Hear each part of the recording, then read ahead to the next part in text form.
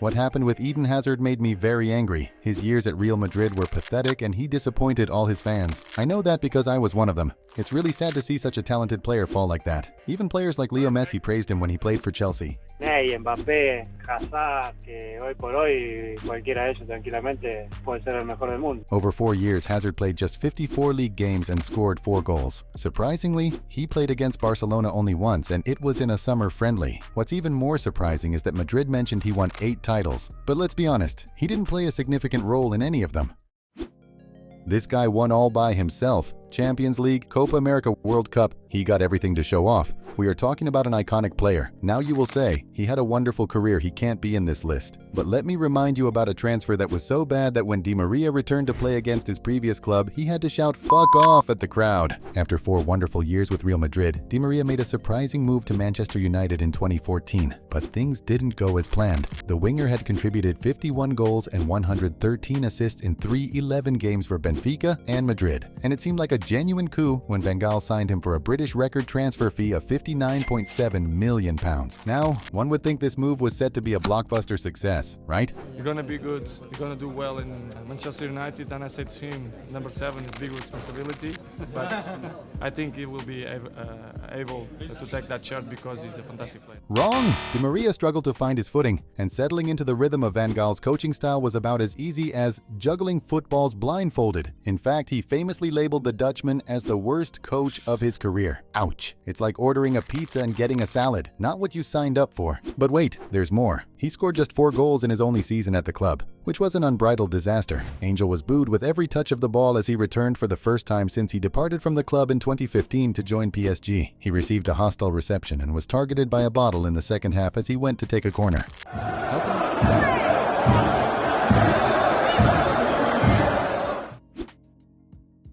How can we forget this masterclass from Bartomeu when he refused to sign Mbappé because, I mean, it's a crime to even talk about it. Barca had a €155 million deal in place to sign Mbappé before he moved to PSG in the same summer as Neymar, but ultimately decided that Dembele was better suited to the team's style of play. Thoughts on this? Comment box is all yours. It's been 7 years since Barcelona signed Ousmane Dembele from Borussia Dortmund for a fee of €105 million, rising to €145 million with add-ons, becoming the second most expensive signing in the history of Barcelona. You all still remember that open net miss against Liverpool? Barcelona could have won the Champions League that season. His spell at Barcelona has lurched from one issue to another, blighted by injury, inconsistency, and attitude problems, to the point where the relationship between the two sides has totally disintegrated. Fans called him a snake when he moved to PSG for just €25 million.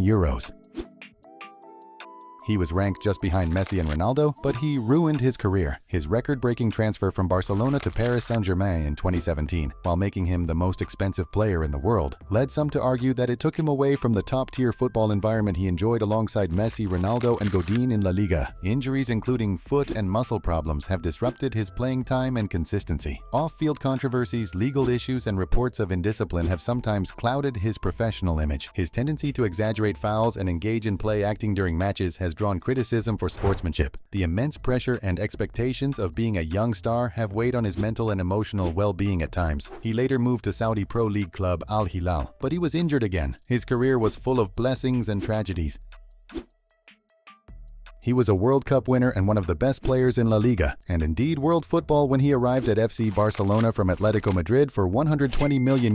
He was powerful. So, what happened? France's 6th most capped player, silver boot winner in a winning FIFA World Cup tournament, who was also man of the match in the final, Atletico's top scorer and 3rd for the Ballon d'Or in 2018. When you're spending that much money for a player with that kind of reputation, it should be a slam dunk. To borrow a phrase from Griezmann's second favorite sport, when he arrived at Barcelona, he showed exuberance. He made friends with several players. He even kissed the badge in a promotional photo, surprising given his long association to other La Liga clubs. On the pitch, however, it never seemed like Ernesto Valverde planned or even particularly wanted his arrival. Griezmann wasn't a winger and hadn't been since his early days. He was a second striker, playing off a main striker. A 4-4-2 would suit him fine if Messi didn't exist. But since he did, Griezmann had to make do playing on the left. It was underwhelming, but not exactly terrible over 2 years playing with Barcelona. He did have a major role in Barcelona's last trophy win, the 2021 Copa del Rey. Oddly enough, that's Griezmann's only domestic major honor in Spain.